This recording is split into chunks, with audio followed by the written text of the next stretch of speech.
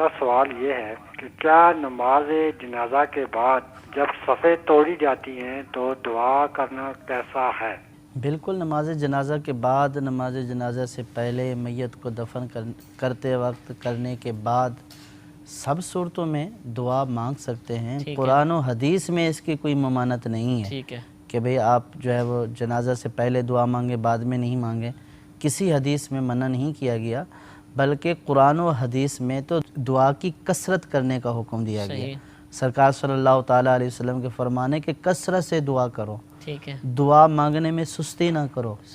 اور اللہ تبارک و تعالیٰ جو ہے وہ دعا کرنے پر عطا فرماتا ہے۔ تو جب خود سرکار صلی اللہ تعالیٰ علیہ وسلم نے، بلکہ خود رب کریم نے دعا کرنے کی ترغیب ارشاد فرمائی ہے کہ مجھ سے مانگو، دعا کرو، میں عطا کروں گا، تو پھر اس میں تخصیص کر لینا کہ اس وقت میں کرنی چاہیے، اس وقت میں نہیں کرنی چاہیے، یہ تخصیص قرآن و حدیث کے خلاف ہے۔ ہاں، اگر سرکار نے منع کیا ہے یا قرآن پاک میں منع کیا گیا ہے تو پھر تو ایک چیز سمجھ میں آتی ہے کہ قرآن و حدیث میں منع کیا گیا ہے۔ جب قرآن و حدیث میں کوئی قاعدے بیان نہیں کی گئی ہے کہ بھئی اس وقت میں کرو، اس وقت میں نہیں کرو، تو پھر اس میں جنازے سے پہلے یا جنازے کے بعد کے اوپر یہ جھگڑا کرنا یا لوگوں کے ذہنوں میں یہ وسوسے ڈالنا کہ جناب جو ہے وہ یہ دعا تو نئی دعا ہے، پہلے نہیں ہوتی تھی، تو دعا کا تو کوئی وقت ہی مقرر نہیں ہے۔ اللہ تبارک و تعالیٰ سے جس وقت مانگو اللہ تبارک و تعالیٰ عطا فرماتا ہے۔ نہیں جناب، ایسا کرنا درست نہیں ہے، اس لیے کہ دین میں نبی صلی اللہ علیہ وسلم نے فرمایا من احدث فی امرنا ھذا ما لیس منہ فہو رد، کہ ہمارے دین میں کوئی بھی نئی چیز ایجاد کرے گا وہ رد ہے۔ تو آپ صلی اللہ علیہ وسلم نے جنازہ جو ہمیں بتایا وہ خود ایک دعا ہے، اس میں یہ دعا مانگی جاتی ہے۔ مختلف دعائیں ہیں، مشہور دعا یہی اللہم اغفر لحینا ومیتنا وشاہدنا وغائبنا، تو یہ میت کے لیے دعا تو ہو رہی ہے، سب حاضرین کے لیے بھی ہو رہی ہے، میت کے لیے بھی ہو رہی ہے۔ یہ ایسے ہی ہے جیسے کوئی دعا مانگے اور پھر کہے دعا کے بعد پھر دعا۔ اب جب اس کو منع کیا جائے بھائی دعا تو ہو گئی نا، تو وہ کہے کہ ممانعت کی کیا دلیل ہے کہ دعا کے بعد دعا نہیں مانگی جائے گی؟ تو عبادات میں جو ہے نا کسی چیز کے ہونے کی دلیل ہوتی ہے، نہیں ہونے کی دلیل نہیں مانگی جاتی۔ مثال کے طور پر فجر کی 2 فرض ہیں، اب کوئی 3 پڑھنا شروع کر دے، ہم اس کو منع کریں گے بھائی یہ بدعت ہے، وہ کہے کہ کیا کون سی حدیث میں آتا ہے کہ نبی صلی اللہ علیہ وسلم نے 3 رکعت پڑھنے سے منع کیا ہے؟ تو بھائی 3 رکعت پڑھنے سے منع نہیں کیا، کہیں بھی نہیں حدیث، لیکن 2 رکعت پڑھی ہیں تو اس کا مطلب ہے 2 پہ اسٹاپ کرنا ہے آپ نے۔ 1 رکعت میں آپ صلی اللہ علیہ وسلم نے 2 سجدے کیے ہیں، اب آپ جوش میں آ کے 1 رکعت میں 3 سجدے کر لیں تو ظاہر ہے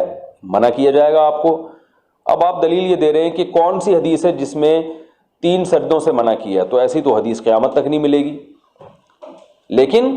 ہم یہی کہیں گے بھئی یہ عبادت ہے، اور عبادت توقیفی کا مطلب اس میں عقل نہیں چلتی، اس میں جیسے ہمیں بتایا گیا ویسے ہی کرنا ہے۔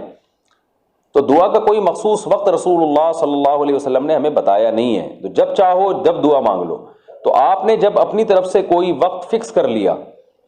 اور اس کا عمل بنا لیا، اور لوگ جو نہیں کر رہے اس کو آپ ملامت کر رہے ہیں، یا ملامت نہیں بھی کر رہے لیکن آپ نے اپنی طرف سے اس کی پابندی شروع کر دی، اور دیکھنے میں ایسا لگ رہا ہے کہ یہ بھی کوئی شریعت میں مطلوب عمل ہے اور اس کی کوئی لاجک بھی نہ بنتی ہو، کہ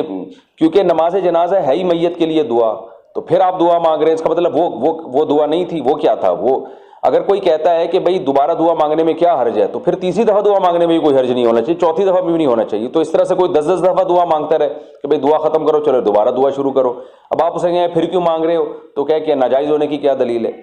تو اس میں لوگ بھی حرج میں مبتلا ہوں گے۔